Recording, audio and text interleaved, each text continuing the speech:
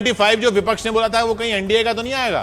अब लग तो ऐसा है कि, लेकिन अभी भी 40 सीटों का रुझान अभी भी 9 बजे हैं। चांदनी चौक पे जयप्रकाश अग्रवाल अब इस समय लीड कर रहे हैं, चांदनी चौक पे लीड कर रहे हैं पंकज। बड़ी खबर, अधीर रंजन चौधरी आगे चल रहे हैं, यूसुफ पठान अब ट्रेल कर रहे हैं बशीरहाट, बहरामपुर, माफ कीजिएगा बहरामपुर से, बहरामपुर। अधीर रंजन चौधरी कांग्रेस आगे चल रहे हैं और वारिस पठान, यूसुफ पठान, माफ कीजिएगा यूसुफ पठान पीछे चल रहे हैं जी। ओडिशा के अंदर 18 सीटों का रुझान है विधानसभा में। एनडीए 295 का एक आंकड़ा दिया था विपक्षी गठबंधन ने, वो आंकड़ा इस वक्त एनडीए का है और विपक्षी गठबंधन 190 पर है। अभी भी 105 का गैप बना हुआ है, गैप थोड़ा सा ही कम हुआ है। सतीश जी, आपने 300 की बात की थी, अभी 300 ही लग रहा है। हम तो कोई एक्सपर्ट जैसा तो नहीं बोला, लेकिन जो माहौल देख के बताया है मुझे, गुजरात के नतीजे नहीं, रुझान और उत्तर प्रदेश के रुझान बहुत चौंकार हैं। और ये क्या होगा आगे, आप लोग अभी कुछ ज़्यादा मत बोलिएगा, आपके क्रेडिबिलिटी का भी सवाल है। तो इसलिए देखिए, जो दिल्ली में एक आध सीट अगर विपक्ष को अगर लीड मिल रही है, ये सारे संकेत, और हमने जो सोचा था, मैं आपको सच सच बताऊं कि ये जो एग्जिट पोल वाले इतना नहीं कहाँ से पहाड़ लेके आ जाते हैं भगवान जाने, तो वो तो नहीं होना था, ये तो मालूम था, ना होगा भी, ये भी अब ये कह सकते हैं। जो बंगाल है और उड़ीसा है, उसमें आप देखिए बहुत सब्सटेंशियल लीड दिखाई गई थी।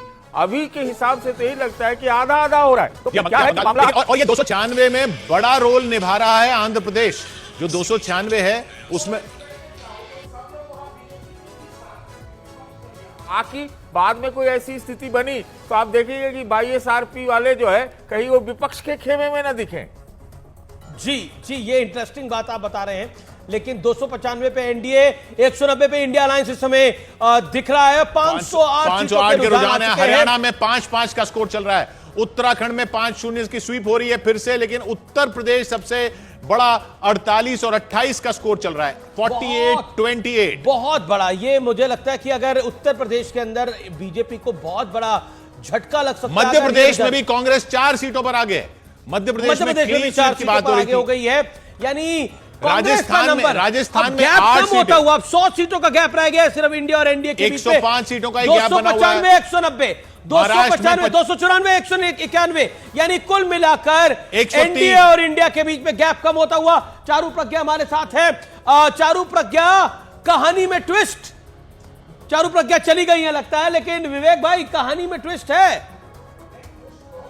और ट्विस्ट चल रहा है। और ये करेक्टिंग फैक्टर अमीश भाई अभी और चलेगा, आप देखेंगे ये एस्टिमेट्स अभी और करेक्टिंग फैक्टर होगा। अभी भी गैप 103 सीटों का सर, ये और रिड्यूस होगा गैप। अब इंडिया अलायंस 200 की तरफ बढ़ता हुआ दिख रहा है, 200 की तरफ बढ़ता हुआ दिख रहा है, और एनडीए और इंडिया के बीच में गैप जो है वो नैरो हो रहा है। 35 सीटें अभी बाकी हैं। लेकिन ऐसा लग रहा है स्विंग स्टेट्स कौन सी रह रही हैं इंडिया अलायंस के लिए? उत्तर प्रदेश और महाराष्ट्र स्विंग स्टेट्स रह रही हैं, ऐसा दिखाई दे रहा है। ऐसा लग रहा है कि इनिशियल ट्रेंड में बीजेपी को बड़ा झटका लगते हुए उत्तर प्रदेश से, बीजेपी को बड़ा झटका लगते हुए उत्तर प्रदेश 293, 192 और महाराष्ट्र में भी बीजेपी को झटका लगता हुआ दिख रहा है। मध्य प्रदेश में 23 में बीजेपी, 4 में कांग्रेस, राजस्थान में कांग्रेस 7 सीटों पर और 1 पर रविंद्र भाटी। जी, ये अपने आप में इंटरेस्टिंग है। क्या अब एनडीए स्ट्रगल करेगा 300 के लिए जो दिखाई दे रहा है, और इंडिया अलायंस 200 के पार जाएगा? ये देखने वाली बात होगी। आनंद दुबे, मुस्कुराहट आपकी बहुत कुछ कह रही है।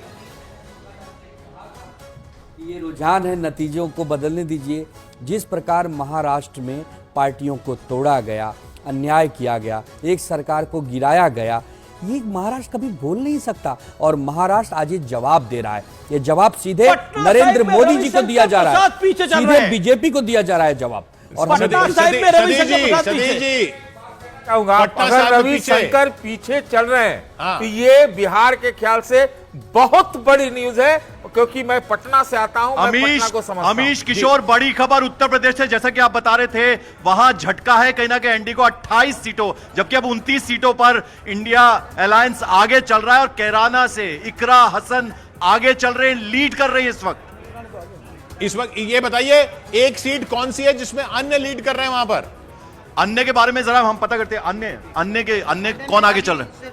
चंद्रशेखर है जो नगीना से आगे चल रहे हैं। चंद्रशेखर नगीना से चंद्रशेखर आगे चल रहे से हैं। आगे चल रहे हैं। नगीना से चंद्रशेखर आगे चल रहे हैं। आजाद समाज पार्टी कांशीराम से सतीश जी, चंद्रशेखर आगे चलना बीएसपी के लिए आगे के लिए खतरे की घंटी है देखिए, ये। वैकल्पिक मीडिया एक होता है, उसमें इसकी चर्चा थी कि नगीना किसी को भी मिल सकती है, और चंद्रशेखर को कहा गया था कि चंद्रशेखर आगे हो सकते हैं वहां से। वो शायद लगता है वो रिफ्लेक्ट कर रहा है, वो उसी वैकल्पिक वो भी मीडिया- टॉसअप गेम है। अभी अंत में कहां होगा बहुत कम से फैसला, क्योंकि 4 वहां पर कंटेंडर है। जी जी बिल्कुल 4 कंटेंडर है, लेकिन वहां पर चंद्रशेखर का आगे चलना, वो आपने कहा जैसे सोशल मीडिया की बात है। उधर पंकज हमें फिर बुला रहे हैं। पंकज बताइए। पंकज के पास कुछ ज्यादा जानकारी। देखिए, फैजाबाद से अवधेश प्रसाद समाजवादी पार्टी लीड कर रहे हैं, ये बड़ी खबर है। अयोध्या की सीट से लीड कर रही है समाजवादी पार्टी।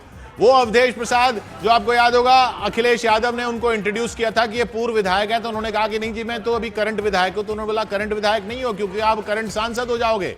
ये वही वाले अवधेश प्रसाद हैं जो फैजाबाद यानी अयोध्या वाली सीट से समाजवादी पार्टी आगे चल रही है। शाजिया इल्मी हमारे साथ जुड़ रही हैं। शाजिया, बहुमत मिल रहा है अभी तक के रुझानों में, अच्छा बहुमत से आगे है। यादव अलवर से पीछे केंद्रीय मंत्री भूपेंद्र यादव इस समय ट्रेल कर रहे हैं। बहुत बड़ी खबर, नवनीत राणा ट्रेल कर रही है। एनडीए का नंबर पीछे खिसकता हुआ, इंडिया का नंबर आगे जाता हुआ ऐसा दिखाई दे रहा है। एनडीए लेकिन अभी भी आगे है इंडिया से। अभी भी 100 सीटों का गैप, अभी भी 101 सीटों का गैप है। लेकिन शाजिया, 408 की स्थिति नहीं है कहीं से भी। शाजिया, अयोध्या वाली सीट पे बीजेपी पीछे चल रही है।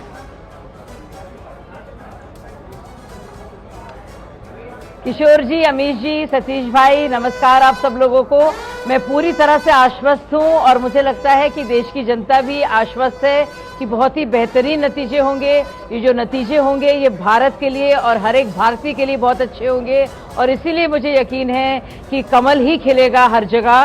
कुछ आप देख रहे हैं रुझानों में कि कहीं हमारे कुछ कैंडिडेट्स उम्मीदवार आगे पीछे चल रहे हैं, लेकिन आप देखेंगे कि बहुत ही अच्छी जीत के साथ और बहुत बड़े गैप के साथ एनडीए अभी आपको जो आंकड़े दिखा रहे हैं जिनको कब होता हुआ 290 196 94 सीट्स का, यानी बहुत बड़ा कमबैक करा इंडिया अलायंस ने। यहाँ पर हम देख सकते हैं इंडिया अलायंस का जबरदस्त कमबैक। 130 का गैप चल रहा था, वो अब 100 से कवर अप कर लिया, वो 100 से कम हो गया, 100 से कम हो चुका है ये स्वराज गैप। पीछे हो गई हैं। इस समय बांसुरी स्वराज अपनी सीट पे पीछे चल रही हैं। दिल्ली में 2-5 का रेशो चल रहा है। इस समय बांसुरी स्वराज पीछे हैं। इसके अलावा पटना साहिब में रविशंकर प्रसाद ट्रेल कर रहे हैं। अब ये गैप 290 पंजाब में जो सारी लीड थी वो बीजेपी की चली गई। आम आदमी पार्टी की 2 सीटों पर लीड हो गई है। और पहले पे कांग्रेस की लीड हो गई है। हाँ, दिल्ली में 4-3 4-3 हो गया। दिल्ली में हो गया है। दिल्ली में 4-3 हो गया है। जी सतीश जी, देखिए जैसे ही जयप्रकाश अग्रवाल चांदनी चौक से आगे दिखा रहे थे आप लोग, तो मुझे लग रहा था कि बाकी कई और सीटों पर भी ये कंटेस्ट दिखाई पड़ जाएगा। मुझे लगता है वो रिफ्लेक्ट हो रहा है। अंततः मैं अभी कह सकता हूं कि